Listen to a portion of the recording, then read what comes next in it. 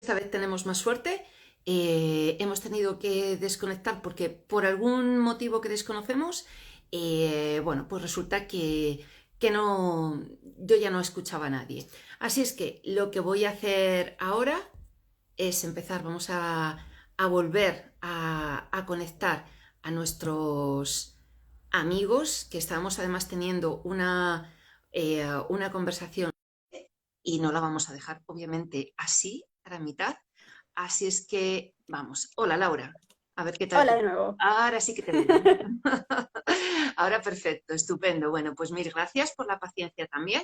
Estas cosas del directo es un poquito lo que tiene. A ver, Sí, vamos a ver si conseguimos encontrar a Eva y también a Orencio, que la verdad es que, bueno, no queremos quedarnos sin escucharos a todos, porque la verdad es que súper interesante. Y queríamos, pues eso, seguir hablando con, bueno, yo no sé si, Laura, de lo que estabas contando, si hay alguna cosita más que...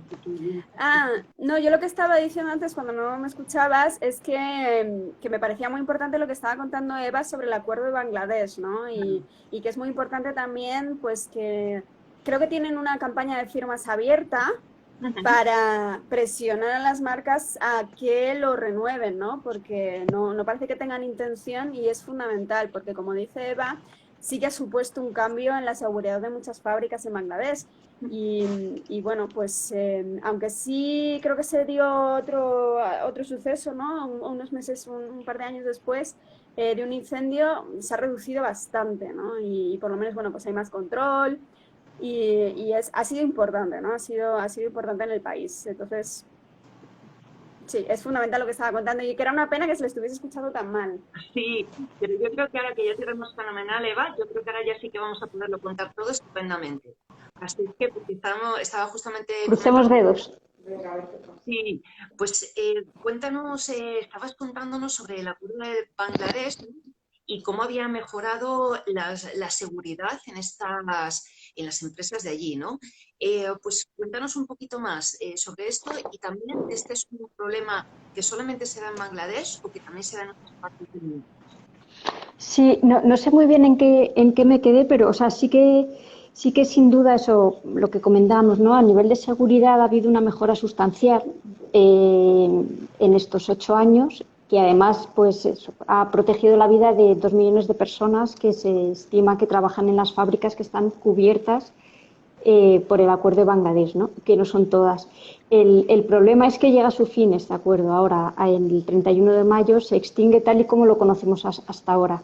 Y está por ver que tenga una continuidad y que sea igual de eficaz. En el sentido de que, como decía, tenga un organismo, digamos, un órgano de gobernanza con un poder igual entre empresas y sindicatos, que sea independiente, que se sigan haciendo pues las inspecciones y las reparaciones necesarias, ¿no?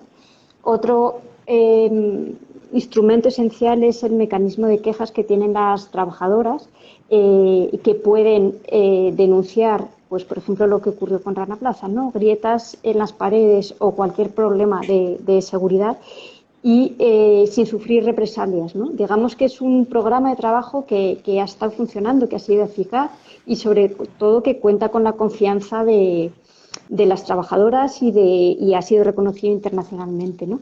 Y lo que nos tememos es que cuando llegue a su fin el 31 de mayo, pues que se quede diluido y que se vuelva un programa totalmente unilateral, corporativo, pero sin estos elementos principales que estaba comentando, ¿no? Y por eso, y un poco comentando lo que estaba diciendo Laura, que muchas gracias por recogerlo, Laura. Hemos creado como esta web, ¿no? Que de hecho sale hoy, será temporal, pero que con la cual se llama ranaplazaneveragain.org y por un lado queremos rendir un recuerdo a las víctimas y sobre todo porque Bangladesh recientemente ha vuelto a entrar a un confinamiento, ¿no? Entonces, siempre suele haber pues manifestaciones en la calle y homenajes, ¿no? Este año pues no podrá ser igual, por este motivo se ha creado esta web y también con el objetivo de que quien quiera envíe su mensaje, pero también para presionar a las marcas a que se firme un acuerdo internacional legalmente vinculante, que esto es imprescindible, porque ya hemos visto que si no es legalmente vinculante los compromisos se quedan en el aire, y con compromisos individuales de las marcas, que es lo que ha sido hasta ahora el acuerdo, ¿no? Y ahí recojo un poquito tu pregunta, Gema, que no queremos que se circunscriba únicamente a Bangladesh, ¿no? Porque como bien sabemos, pues en febrero, el 8 de febrero murieron 28 personas en Marruecos, aquí al lado.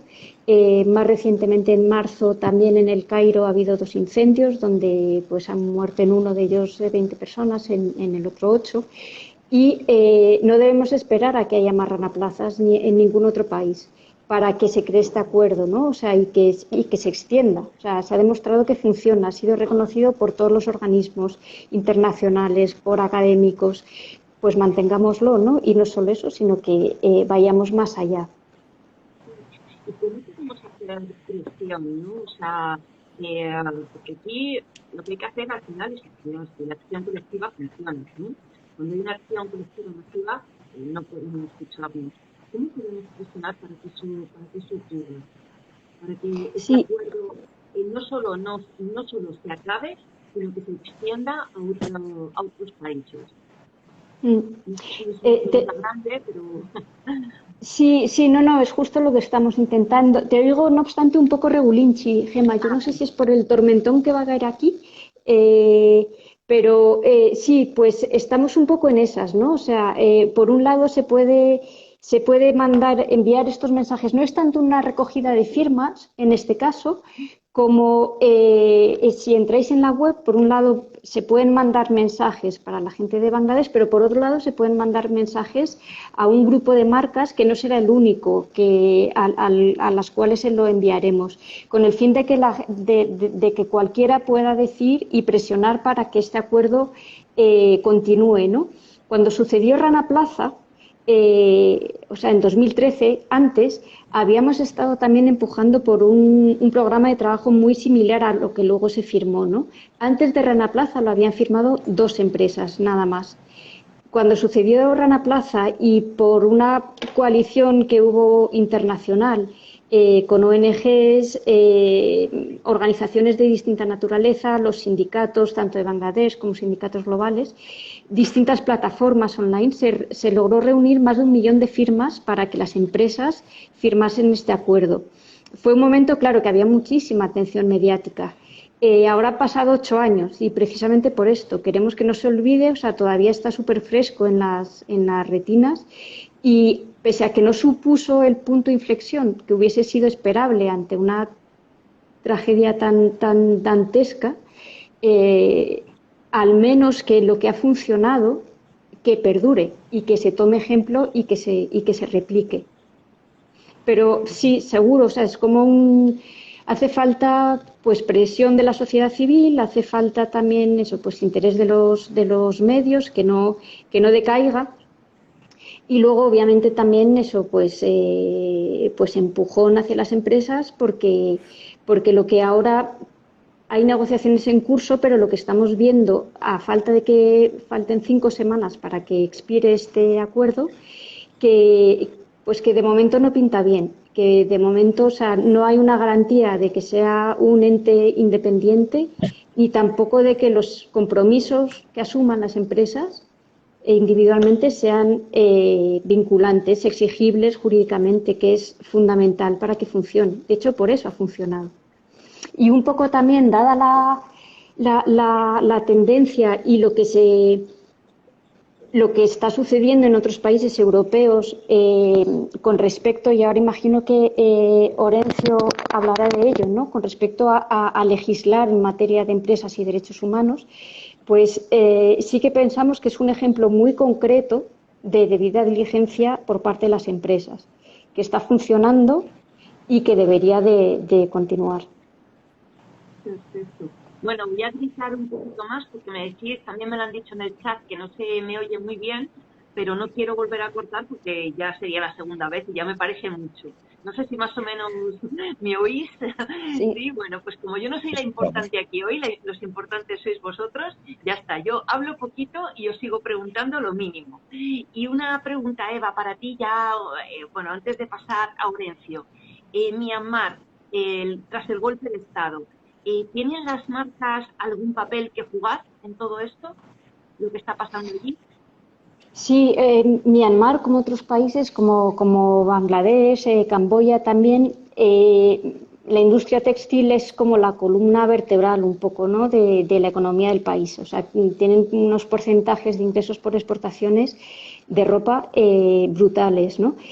Vimos ya durante el COVID la movilización que hubo y la cantidad de casos de despido de trabajadoras que estaban afiliadas a los sindicatos y que curiosamente eran las que primero salían de las fábricas cuando había que reducir personal por el COVID, ¿no? El, el movimiento sindical en Myanmar es muy joven, pero está muy bien organizado y de hecho en las movilizaciones, manifestaciones pacíficas que está habiendo en Myanmar ya van 500 personas muertas desde el golpe de Estado.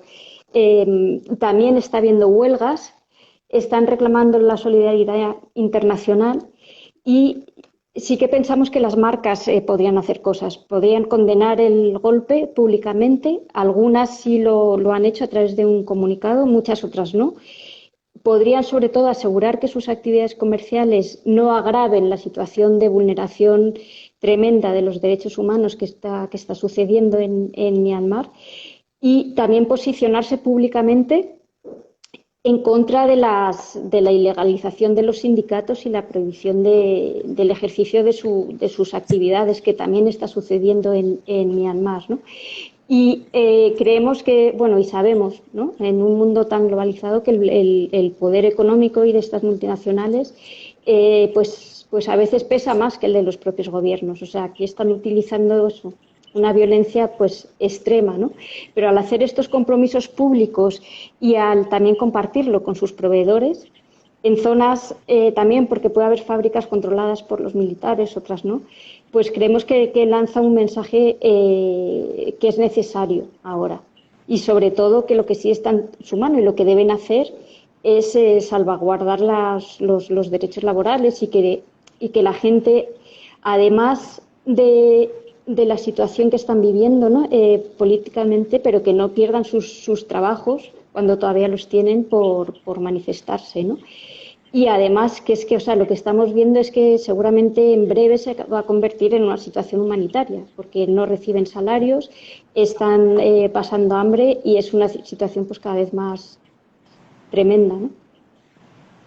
Qué bueno tenerte aquí, Eva, y que, bueno, pues eso, que nos abráis los ojos a, pues eso, porque no todo el mundo que cumpla ropa y que no ha viajado a estos países tiene por qué saber todo esto. Así que los testimonios que nos estáis dando yo creo que son tremendamente importantes y muy relevantes y especialmente, por supuesto, todo el tiempo pero en esta semana, ¿no? que se ha convertido un poco pues, en una semana, en un triste aniversario, pero pues eso, que no dejemos que tanto sufrimiento haya sido por nada.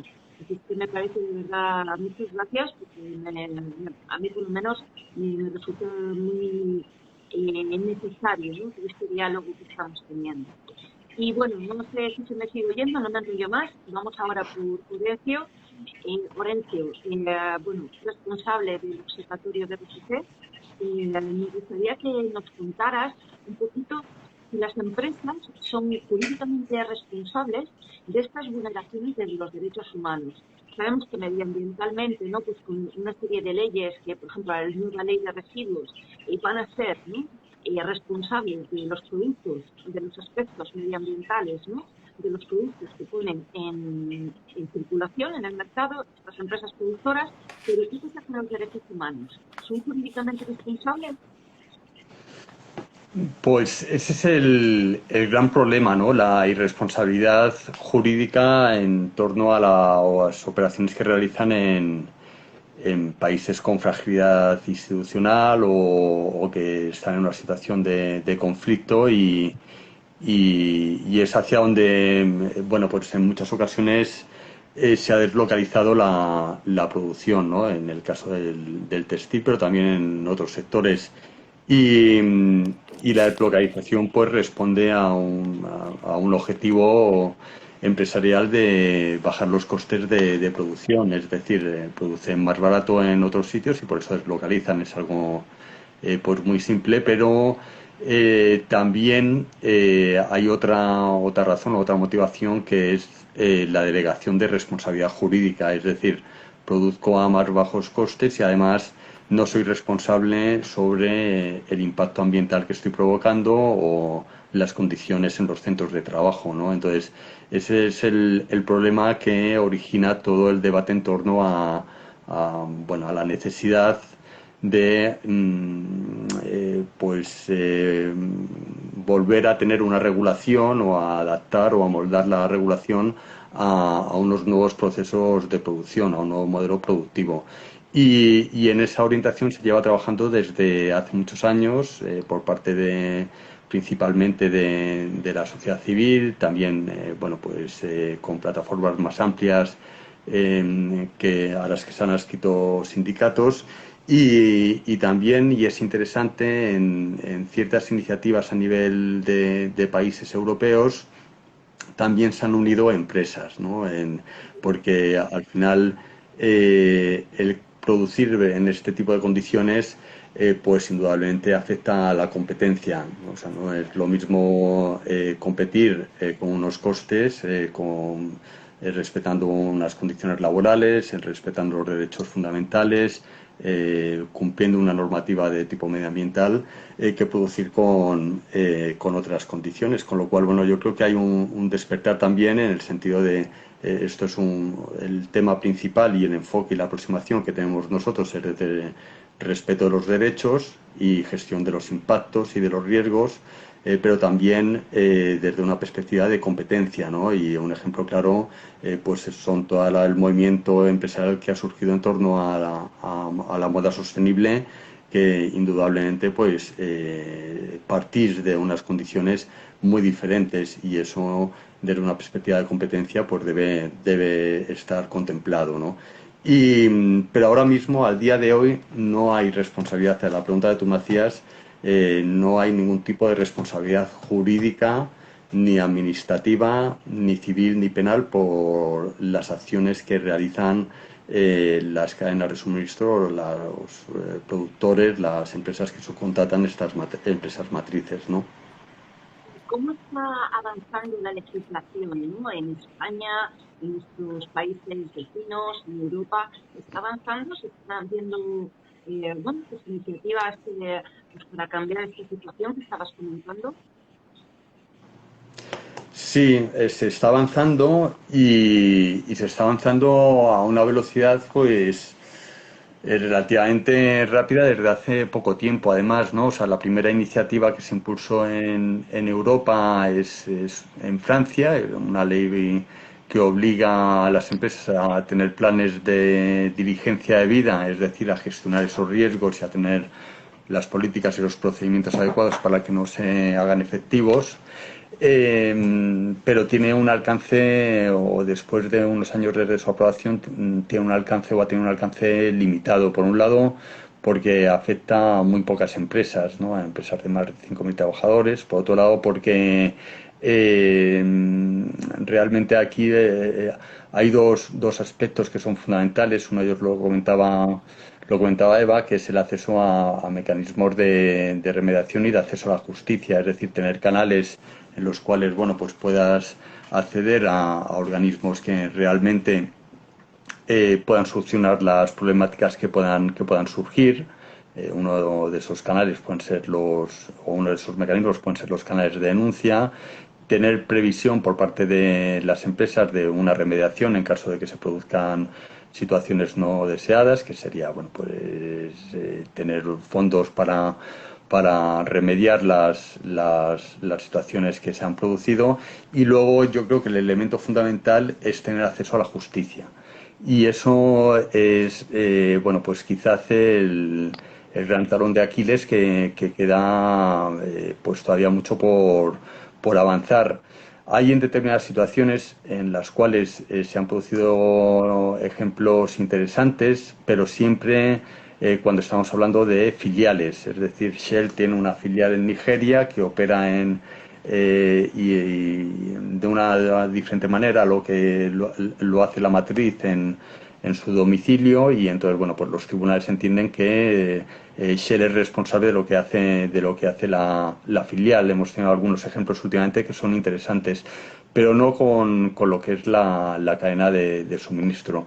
Entonces, recientemente el Parlamento Europeo ha aprobado una propuesta de directiva y lanza un mandato a la Comisión para que regule estos aspectos. La Comisión Reinders, que es el comisario de Justicia, pues lanzó, anunció en abril del año pasado, en pleno confinamiento, que la Comisión Europea iba a regular estos temas y abrió un periodo de consulta. Ahora lo ha cerrado.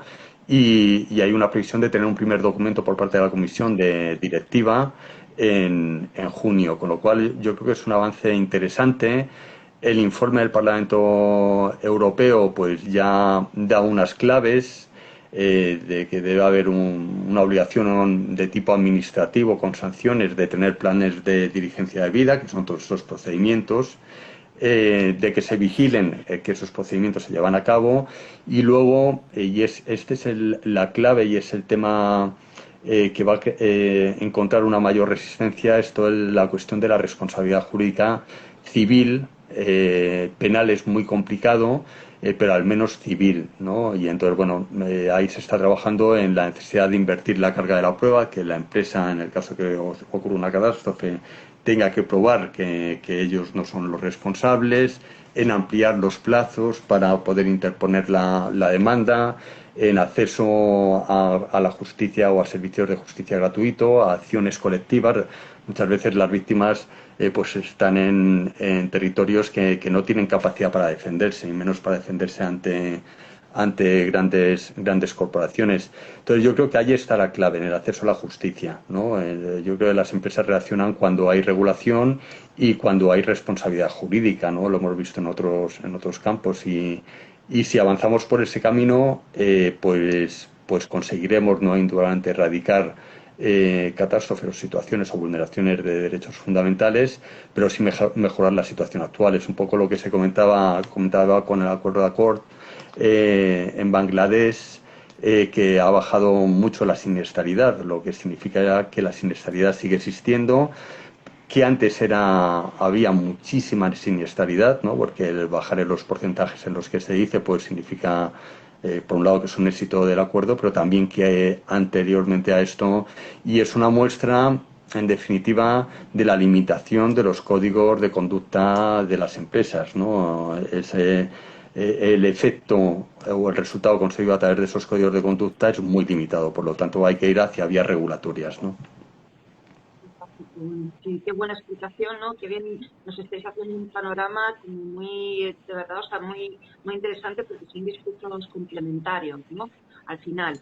Bueno, yo tengo que despedir a Laura, porque vamos a invitar a nuestro siguiente ponente. Antes de hacerlo, me gustaría a toda la gente que lo esté escuchando pues que vaya directamente a los 3 blogs, tanto de Carro de Combate, como de la campaña Ropa Limpia, como del Observatorio de RSC, porque todo lo que estáis contando aquí lo comunicáis de manera regular en vuestras respectivas webs, ¿no?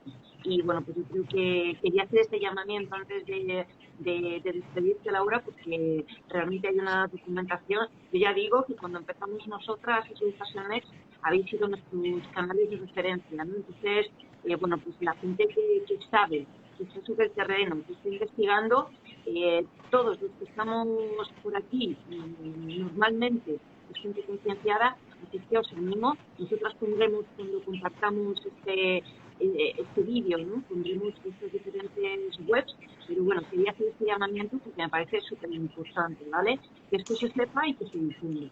Y bueno, pues Laura, 1.000.000 de gracias por haberte acercado por aquí.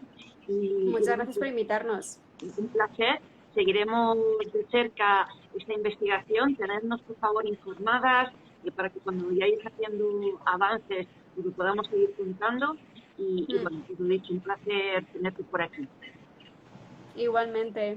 Hasta luego. Chao, chao.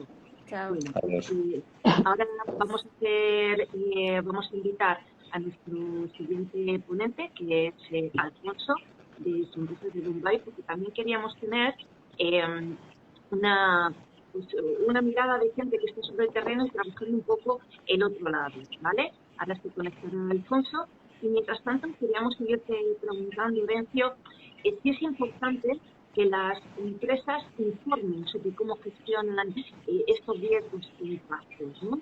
En derechos laborales y medioambientales. ¿Tú crees que es importante? La información siempre es importante en todos los ámbitos. Hola, no sé si me oís. En el aspecto de los derechos humanos, también en cómo gestionan. Vale, muy bien. Bueno, pues. Que no sabe, ¿nos oyes, Alfonso? ¿Alfonso, nos oyes? Sí. ¿Vale? Perfecto. Es que a mí, por lo visto, se me oye un poquito mal. Por eso estoy un poco gritando. A ver, pero vamos, estábamos hablando con Horencio, nos estaba diciendo si es importante que las empresas informen sobre los riesgos e impactos de su actividad. ¿Vale? Vale. Bueno, pues Horencio, si quieres seguir. Sí, no, la información es importante. Luego, el uso que se le dé a la información también, pero para eso la información tiene que cumplir unos mínimos, ¿no? Y tiene que acercarse a lo que es una rendición de cuentas, ¿no? Y eso, bueno, pues muchas veces nos encontramos con información que realmente no es útil desde el punto de vista de conocer cómo o qué planteamiento o qué gestión de riesgos están realizando las empresas. Ya hay una obligación en ese sentido de que las empresas informen sobre cómo gestionan los riesgos en diferentes ámbitos, pero entre ellos en derechos humanos, ¿no? Y la experiencia que nosotros tenemos en el observatorio, la semana que viene presentamos un informe precisamente sobre un análisis en las empresas del IBEX.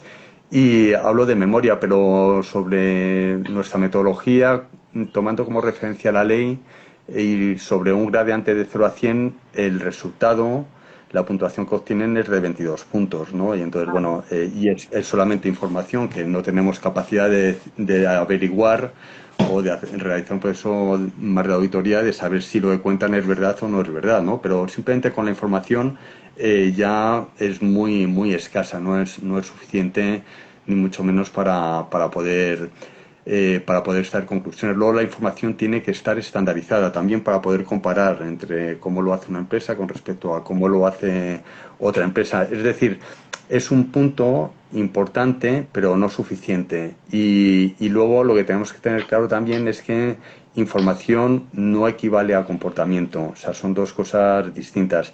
Entonces yo creo que tenemos que ir más, o sea, todas esas normas que te hablo de iniciativas de país o los trabajos que se está haciendo la Comisión Europea, igual que con los temas de lucha contra el cambio climático, todos tienen un capítulo dedicado a la necesidad de informar. Es decir, tienes que tener esos planes de diligencia de vida y luego tienes que informar sobre ellos, ¿no?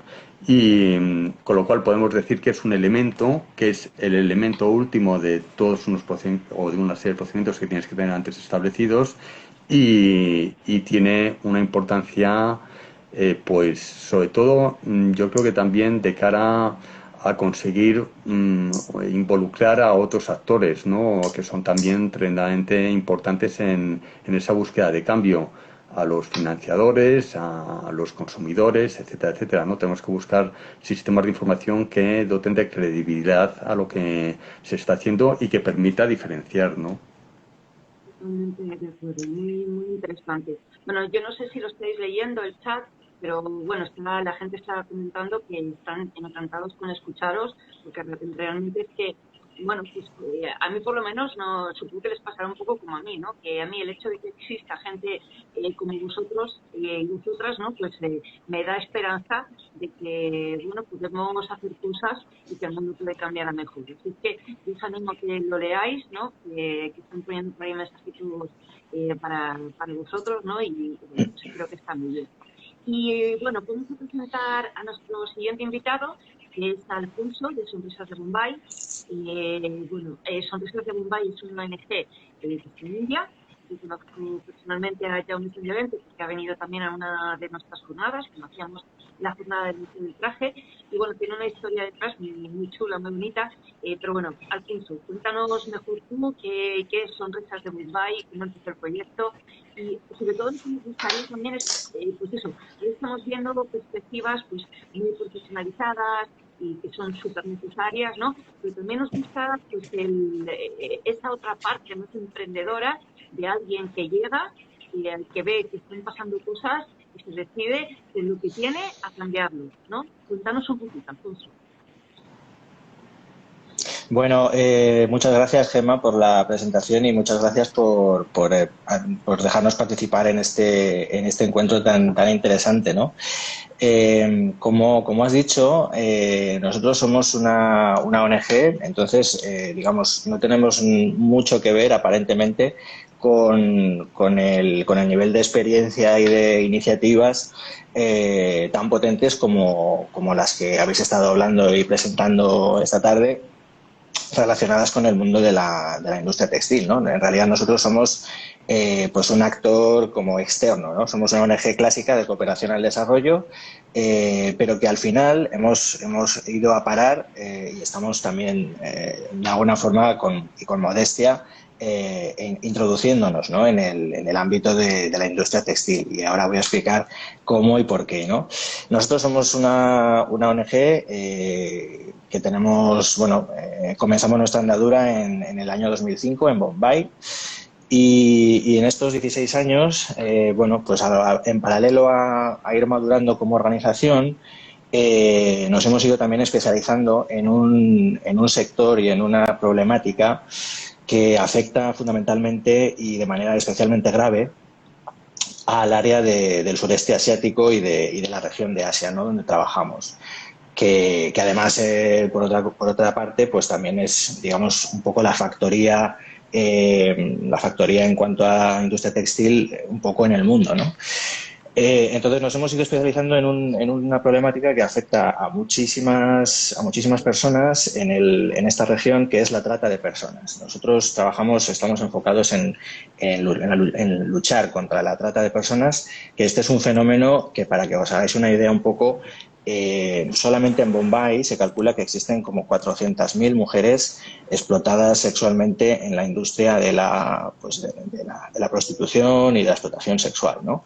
Son mujeres que proceden normalmente y son captadas de áreas rurales del interior de la India y de otros países también, ¿no? Entonces, de hecho, nosotros también en este sentido, en este periodo, también estamos ampliando un poco nuestra área de acción para dirigirnos y para intentar atajar un poco más este problema. Estamos introduciéndonos ahora mismo también en países limítrofes con la India, como son Bangladesh y Nepal, ¿no? ¿Por qué? Porque son países de los que las redes mafiosas dedicadas a la trata extraen a estas personas, a estas víctimas, y las explotan después en las grandes ciudades, en las grandes capitales de la India, principalmente en Bombay, pero también en Calcuta. Entonces, ¿qué pasa con esta situación? Bueno, nosotros trabajamos en el ámbito de la trata en diferentes niveles, ¿no?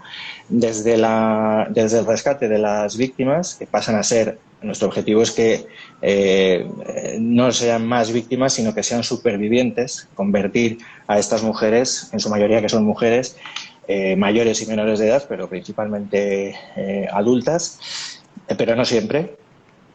Tristemente, el objetivo es que sean supervivientes, que logren salir de ese círculo de explotación, que en realidad pues podríamos decir que es la última forma de esclavitud que existe en el mundo, ¿no?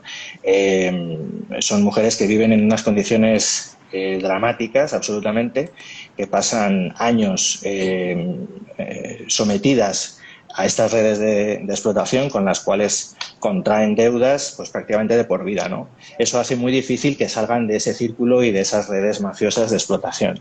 Nosotros intentamos rescatarlas. También trabajamos en la parte de la prevención, lógicamente, para intentar evitar de raíz que suceda este problema, pues trabajamos con las comunidades más donde se encuentran estas mujeres que pueden estar en una situación más vulnerable, ¿no? Mujeres que viven en extrema pobreza, mujeres que viven en zonas rurales o incluso en los mismos slums, las barriadas tristemente famosas también de las grandes ciudades como Bombay, ¿no? Trabajamos con ellas también a este nivel, en la prevención y en el rescate. Y una vez que son realmente rescatadas y son supervivientes, han logrado sobrevivir de esa situación tan dramática, trabajamos con ellas y aquí viene cuando entra en acción la parte de la industria textil. Trabajamos con ellas en la rehabilitación. Su rehabilitación es lo principal para nosotros. Son mujeres que presentan unos traumas, pues podéis imaginaros, ¿no? Después de 20 y 30 años quizás siendo explotadas sexualmente, presentan traumas psicológicos importantes. Nosotros las rehabilitamos, le hacemos una primera atención a nivel de salud con ellas y posteriormente empezamos a trabajar con ellas para que se recuperen, para que sean personas independientes y puedan tener una autonomía, generar unos ingresos y poder salir adelante sin necesidad es decir, fuera del círculo de la explotación y de la trata, ¿no? Para ello, ¿qué hacemos? Pues trabajamos con ellas para que sean capaces de producir, de generar, de elaborar productos, artículos, sobre todo relacionados con complementos textiles como bolsos, velas aromáticas, rosas de tela, cojines, manteles, bisutería, un montón de prendas, de complementos que no son prendas de vestir, pero están dentro del ámbito de la producción y de la industria textil, claro. Entonces, ellas son capaces de generar estos artículos, nosotros los comercializamos y, bueno, de hecho, queremos darle a todos estos productos que hasta ahora, por ahora, están a la venta en nuestra página web, en solidaridadbombay.org. Queríamos dar un paso más allá y convertir realmente estos productos, estos artículos, pues en una marca comercial, ¿no? En una línea de productos con una estética y con una identidad súper cuidada, porque creemos que se merecen pues tratarlos como productos de un valor añadido increíble, ¿no?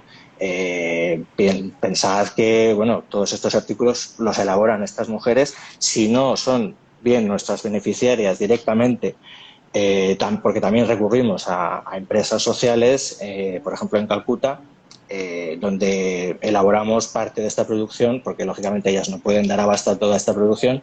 Sí que recurrimos, por tanto, a esas empresas sociales que también, a su vez, emplean mano de obra de mujeres, sobre todo mujeres especialmente vulnerables, sobre todo a este problema, ¿no? Al problema de la trata, que ya digo que en la India es un fenómeno de mucha proporción, ¿no? Entonces, por ejemplo, aquí tengo, por ejemplo, unas mascarillas de tela que, por ejemplo, ellas elaboran, ya te digo, artesanalmente. Y es más, aprovechando además que mañana es San Jordi, uno de esos artículos que elaboran son rosas de tela, ¿no? Entonces, es un poco el producto estrella de nuestro catálogo, por así decir, de los productos que elaboran estas mujeres, estas supervivientes de la trata. Y Sant Jordi, como sabéis, es una fiesta muy importante y muy celebrada, sobre todo en Cataluña. Nosotros tenemos un gran arraigo en Cataluña, es un proyecto que nació en Barcelona y llevamos varios años ya elaborando, comercializando, poniendo a la venta estas rosas de tela y tienen un éxito tremendo. Entonces, a nosotros nos gusta decir que es un producto que es mucho más que una rosa, ¿no? Es un elemento realmente que genera un valor para estas mujeres y que les permite una oportunidad de vida real, ¿no? Directa. Y nosotros lo estamos poniendo en marcha y la verdad es que funciona. Es una iniciativa ya digo, que tiene bastante éxito y que por eso queremos dar un paso más adelante y convertirlo realmente en un poco un producto con una identidad propia y con una marca propia. Interesante. Es verdad, Alfonso, que al final, si conseguís ser una marca propia, el paso de ONG, ¿no?, a ser una empresa la vulnerabilidad es mucho menor y la fortaleza económica, si se consigue, es mucho mayor, ¿no? Entonces, me parece... Totalmente. Sí, sí, es decir, el hecho de, digamos, de aglutinar todos estos artículos bajo una marca comercial, aunque lógicamente Sonrisas de Bombay sea la entidad que está detrás de esta denominación comercial, lo que permite precisamente es eso, ¿no? Un impulso, acercarnos más también, porque son artículos que en el fondo, pues bueno, estamos dentro de una lógica comercial y de mercado, ¿no? Si nosotros ponemos a la venta estos productos en España y fuera de España también, creemos que tenemos más posibilidades y más posibilidades de acercarse a un público que no sea necesariamente afín a las ONGs, sino que esté pues bueno, que sea más transversal, ¿no? Realmente van a ser productos que van a unir un poco la esencia de lo que es la India con el Mediterráneo, productos naturales, productos pues con una calidad muy interesante, ¿no? Muy atractiva. Y creemos que darle esa identidad propia, primero es un poco una deferencia y una obligación hacia las mujeres que participan en este proyecto, ¿no? Hacia las beneficiarias, porque realmente para ellas es un cambio y es una oportunidad en la vida. Y por otro, ya digo, pues por una cuestión simplemente de acercarnos a un público y de abrirnos más allá de lo que pueda ser un catálogo de productos de merchandising, por así decir, de una organización, de una ONG. Pues lo que vamos a dar paso a nuestra siguiente invitada, ya la última de esta tarde. Para eso, Eva, te tenemos que despedir, porque aquí este formato nos permite tener 3 personas al mismo tiempo. Pero bueno, de verdad que ha sido un placer tenerte por aquí, que nos hayas actualizado un poquito, que nos hayas insistido, ¿no?, en esa necesidad de seguir, bueno, pues impulsando no permitir que se desvanezca ese acuerdo. Y cuando lo volvemos a difundir todo esto, añadiremos también la URL que nos has dicho. Lo vuelvo a decir por aquí, ya lo he puesto en el chat a alguien, pero lo vuelvo a decir, la Rana Plaza neveragain.org, ¿vale? Que todas las que nos estáis escuchando, que salen ahora corazoncitos por ahí, acabo de ver, ¿no?, de que a alguien le ha gustado, pues eso, que los que nos estéis escuchando es súper importante que llegue pues a cuanta más gente mejor, ¿vale? Así que nosotros pondremos nuestro granito de arena, lo difundiremos también para que llegue a más personas, lo firmaremos, obviamente, que no solamente hay que compartir, también hay que firmarlo. Y de corazón, Eva, mil gracias por haber estado con nosotros, ¿vale? A ti, muchísimas gracias. Fenomenal, Eva. Pues, hasta otra. Hasta pronto, chao. Pues ahora invitaremos también a nuestra última invitada, que es Angélica, de Fashion Revolution Colombia.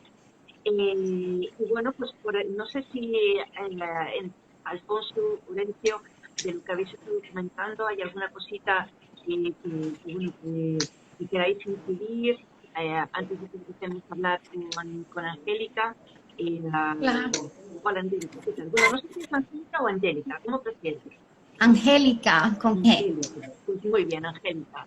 Angélica Cox. Pues aquí Pero está. me encanta cómo suena, como tú lo dices, así que no pasa nada. A mí me pasaba igual cuando yo vivía en París, me llamaban Gemma. En vez de Gemma, Gemma, y ya me acostumbré. Bueno, pues no sé lo que estaba diciendo. Orencio, Alfonso, si de algunas otras cositas que habéis comentado, pues, queréis incidir sobre algo de lo que hemos hablado, pues básicamente pensáis que lo que habéis compartido era un mensaje.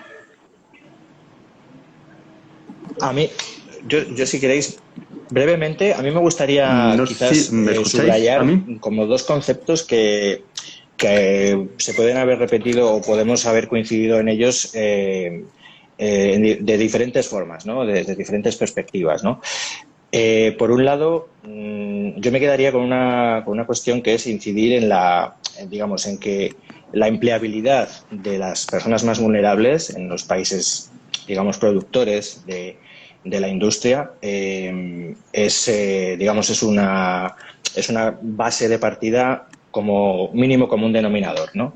Es decir, las personas más desfavorecidas, más vulnerables que en nuestro caso, por ejemplo, coinciden con mujeres y con perfiles de mujeres que no han tenido acceso a la educación, que han sido casadas tempranamente, que son potenciales víctimas de situaciones como la trata, emplear en la industria textil y por parte de empresas socialmente responsables puede ser una pauta a seguir y que se puede replicar en diferentes entornos, ¿no? En Latinoamérica, en el sureste asiático. Y luego, como segunda idea que me podría encajar con todo esto es que estamos hablando también de un tipo de consumo de productos que yo llamaría con causa, ¿no? Hablamos de consumo responsable, hablamos de consumo sostenible, de un montón de conceptos grandilocuentes a veces, pero en el fondo, bueno, también se puede denominar de una forma como más consumista, en el fondo, pero en el fondo estás consumiendo, digamos, causas sociales que tienen un impacto directo en las comunidades, ¿no? Y en las personas. A mí, por lo menos, son dos ideas que me gustaría subrayar y dejar como para debatir o para dejarlo como posibles ideas a desarrollar. Uy, parece que a Orencio le hemos perdido. Igual nos comenta algo, igual nos vuelve a solicitar entrar y bueno, pues empezamos entonces contigo, con Angélica. Angélica es la coordinadora nacional de Fashion Revolution Colombia. Como habéis visto, ¿no? Hemos traído pues a diferentes actores de esta campaña global de diferentes países, que yo creo que es muy, muy chulo también, ¿no? Para, pues que veamos que hay mucha gente, ¿no? Haciendo cosas en todo el mundo. Con Angélica tuve también la suerte de estar en noviembre del 2019 en Manchester, ¿verdad? Estuvimos allí unos días Sí. con Fashion Revolution. Y bueno, pues cuéntanos, Angélica, ¿qué alternativas podemos optar actualmente para empezar a tener otro tipo de consumo diferente al hiperconsumo actual, ¿no? ¿Qué alternativas, no tienen que ser consumo? Cuéntanos. Muchísimas gracias, Gemma, por la invitación. Estoy súper contenta de estar aquí. He escuchado información maravillosa que obviamente nos ayuda a comprender la magnitud de lo que es el trabajo que hay que hacer desde diferentes organizaciones. Y como tú dices, bueno, Fashion Revolution trabaja para facilitar la comunicación de todos estos esfuerzos que se están haciendo. Entonces ahora, para responder a tu pregunta, obviamente una gran audiencia de Fashion Revolution son los consumidores. Durante todos estos años de trabajo, obviamente, pues hemos visto cómo hay muchísimo más interés en seguir escuchando información que les facilite hacer como unas decisiones muchísimo más conscientes y obviamente se siente un poco como esa tensión y esa angustia de no saber cuáles, como tú preguntas, cuáles son las alternativas, ¿de acuerdo? Entonces, lo primero que nosotros estamos diciendo es, abre tu closet, abre tu armario, abre ese lugar, ese ropero, donde ya tienes una prenda y puedes empezar a mirar y a reflexionar a partir de tu propio closet. Entonces, a veces como que tenemos demasiadas cosas y no sabemos ni siquiera qué es lo que tenemos. O el día que vamos a lucir una prenda que nos gusta mucho, nos damos cuenta que está estropeada, por ejemplo. Entonces, al usar lo que ya tenemos, al ser más conscientes de lo que ya está allí, remendar, reparar, también estamos sugiriendo, mucho incentivando, empoderar a la persona desde su propio hogar, por ejemplo, ahora mucho más con todo esto de la pandemia, que no hemos podido salir a comprar tanto como algunas personas están acostumbradas, como que volver a explorar y a descubrir como esa oportunidad de poder remendar, de poner un botón, de hacer un dobladillo, ¿no? Y de tener una conexión muchísimo más cercana con la prenda. Lo segundo es definitivamente, si no lo tienes, puedes prestar y es lo que le llamamos como el alquiler, ¿no? Es un modelo de negocio que muchas personas lo conocemos, que no es nuevo realmente, pero pues que ha venido ganando como terreno y que a veces a algunas personas les da pena decir, oye, mi vestido de fiesta, mi traje de fiesta es alquilado. Pero bueno, o sea, o vas y le preguntas a tu amiga, a tu familia, oye, ¿tienes esto? Necesito esto, ¿sabes? O sea, las personas ya tienen, es una cuestión de conectar también a través, ¿no? Como antes, oye, mi amiga me prestó esto porque se le ve súper lindo, entonces, pues me encantaría llevarlo, entonces esa es otra opción. Esto es un poco basado en esa pirámide, hay una pirámide muy reconocida que es como en inglés es la buyer hierarchy, como las jerarquías para llegar a la última instancia que es comprar. Entonces, esa es la segunda, prestar o alquilar. Ahora, algo que está sucediendo y que hemos visto que ha tenido muchísima acogida es lo de los trueques, lo de los intercambios de ropa. Así sea entre familiares o asistir, digamos, a estos eventos que se vienen organizando, que también incentivan un poco como esa conexión social que tienen las personas. Es muy, digamos, como decimos en Colombia, muy chévere ir a un lugar y encontrar a gente, hablar, y mirar a ver si entre los objetos y los artículos que hay expuestos, pues podemos ir a truequear algo que ya tenemos, que ya de repente no usamos, que no nos gusta, y no pagar con dinero, sino hacer ese intercambio que te doy lo mío y tú me entregas lo tuyo y a lo mejor terminas conociendo algo o pasando un rato agradable, ¿no? Con simplemente un hábito muchísimo más constructivo, ¿no? Luego, si no nos gusta lo de los intercambios, pues porque, no sé, porque necesitamos crear un evento o reunirnos con familia, tú puedes ir básicamente a una tienda de segunda mano.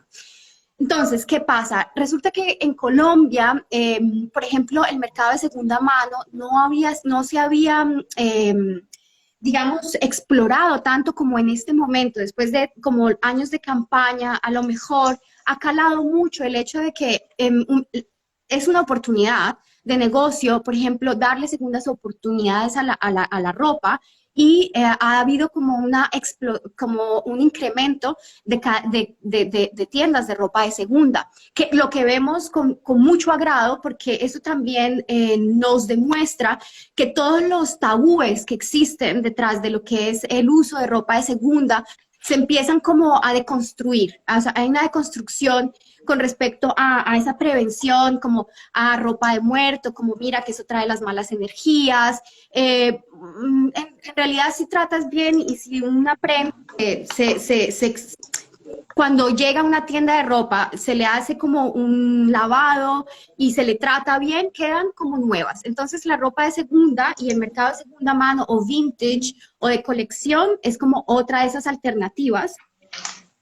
Luego, para los más entusiastas, hazlo tú mismo, ¿no? O sea, los más entusiastas o las personas que de repente tienen una facilidad para entender, digamos, una tela o cómo utilizar una aguja y un hilo o una máquina de coser, pues bienvenido sea. Hazlo tú mismo, DIY, customiza, cambia, puedes teñir. Creo que eso viene de antes, ¿no? Como hábito, y lo hemos venido perdiendo porque obviamente es muy fácil comprar algo nuevo y porque lo que es remendar, invertir, pagar, pues se convierte en algo un poco para las personas pues incómodo o que no tienen tiempo, pero es muy satisfactorio en realidad, porque aprendes algo, tiene algo como de terapia, ¿no? O sea, es muy terapéutico entonces, hazlo tú mismo, que es como el movimiento mundial de DIY que le llaman en inglés. Y finalmente, si ninguna de esas opciones te ha servido ya, entonces definitivamente cómpralo. Y si lo tienes que comprar, obviamente mira la etiqueta. Y obviamente tienes que estar consciente a quién estás o explotando o empoderando con esa compra. Es simplemente eso y espero haber respondido a la pregunta. Sí, ha respondido fantásticamente, Angélica. Y bueno, pues con respecto, por ejemplo, desde el reciclaje, ¿no? El upcycling, ¿no? Que se dice en inglés, ¿qué soluciones puede plantear también, ¿no? ¿Cómo nos puede ayudar a ser más sostenibles? A ver, el suprarreciclaje básicamente se diferencia del reciclaje. Es decir, el suprarreciclaje básicamente toma un material o toma algo que ya está hecho y le imprime un valor agregado.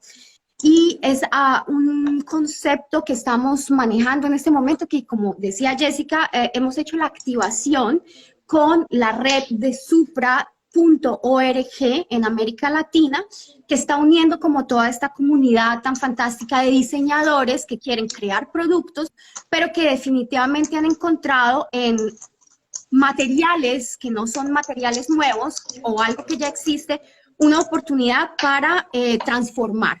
Entonces, el suprarreciclaje es un proceso de transformación y de creación a partir de algo que también ya existe.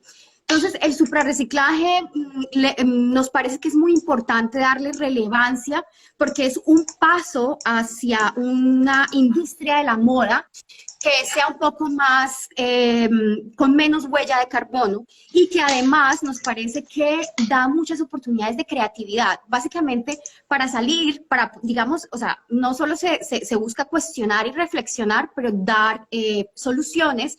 Entonces, la creatividad es la única solución que tenemos para salir de todo esto, al final de cuentas.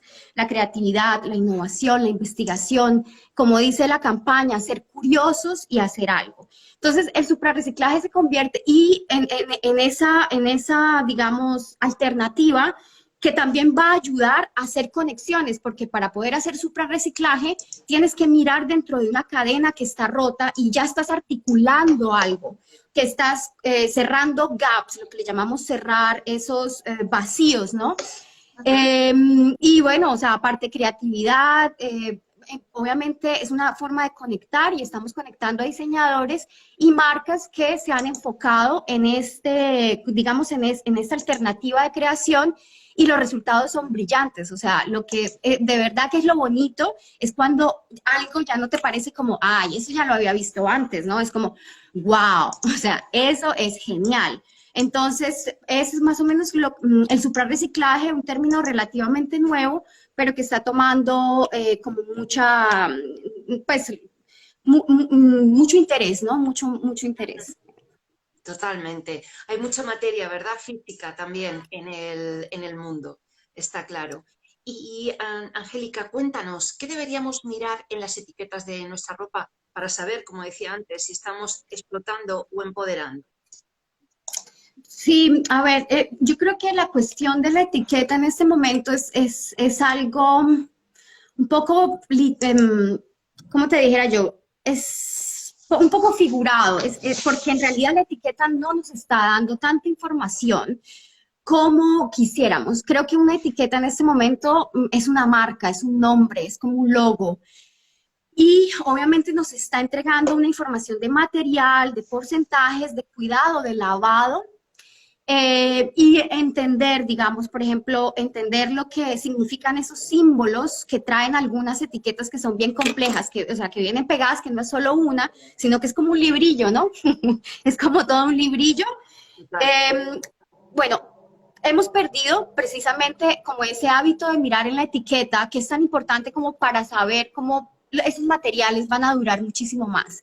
Pero a lo que yo voy es, obviamente, cuando hablamos del origen de la prenda, ha pasado por tantos países, porque tú sabes que con la descentralización de lo que es la manufactura, y eso es lo que es una complejidad tan amplia que ponerlo todo en una etiqueta realmente no nos está dando la información que necesitamos. Quiero comparar la cuestión de la etiqueta con la evolución que han tenido, por ejemplo, en la industria de los alimentos. Realmente lo que es el etiquetado, que creo que ustedes lo hablaron en una de tus cafés, bueno, que me metí a escuchar también la conversación, porque es alucinante ver que las etiquetas no nos están dando la cantidad de químicos tóxicos que están utilizando para poder llegar a fabricar esa prenda. No nos está dando, por ejemplo, la huella de carbono. O sea, no nos está dando, esta prenda tuvo, no sé, un porcentaje de huella de carbono tal, así como miramos calorías, como miramos azúcares, como miramos carbohidratos, y creo que hay una falta de claridad realmente en la información que las etiquetas deberían estarnos dando para facilitar una, digamos, pues, o sea, escoger una elección de tipo consciente. Entonces, ¿qué es importante en las etiquetas? Obviamente mirar creo que en la cuestión de país de origen, casi todo viene de China. O sea, inclusive en Colombia, muchas marcas que son nacionales han habido como, no escándalos, pero la gente se queda en una sola pieza porque es casi que la empresa fabrica el 80% en Asia y el 20% realmente en el país de donde la marca dice ser. Ya. Entonces, sí, cuidados de la ropa, entender los logos, saber cómo lavarlo, cuidar tu prenda es muy importante porque finalmente tenemos que ser buenos consumidores, buenos ownership, o sea, propietarios y no buenos compradores. O sea, es como en lo que la etiqueta nos puede ayudar, pero toda la cuestión de etiquetado creo que tiene que cambiar también radicalmente para que nos entreguen información que sea mucho más clara y que realmente la etiqueta diga algo que sea contundente. Creo yo. Totalmente de acuerdo, Angélica. Bueno, pues estamos llegando ya al final de este, bueno, súper interesante directo que hemos tenido hoy. Y bueno, pues no sé, una idea, ¿no? Si alguien que nos está escuchando quiere empezar en todo este mundo, ¿no?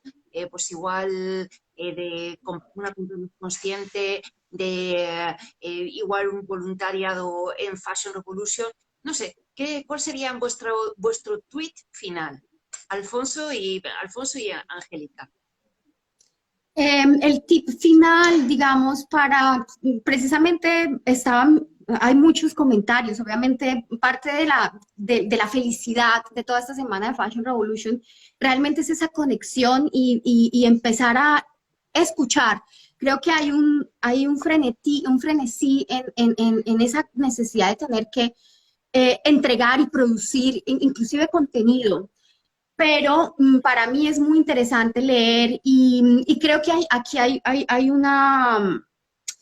Las personas no están entendiendo que la moda sostenible no es el final, digamos, de poder ser emprendedor, de poder ser diseñador, que es el final de la moda como la conocemos, sino al contrario, hay un sinfín, hay un mundo de oportunidades que es tan grande porque necesitamos tanta investigación, necesitamos a tantas personas que entiendan de psicología del consumidor, que nos empiecen a ayudar a cambiar esa narrativa con respecto a cómo nos estamos aceptando físicamente, mejores, digamos, profesionales en el marketing.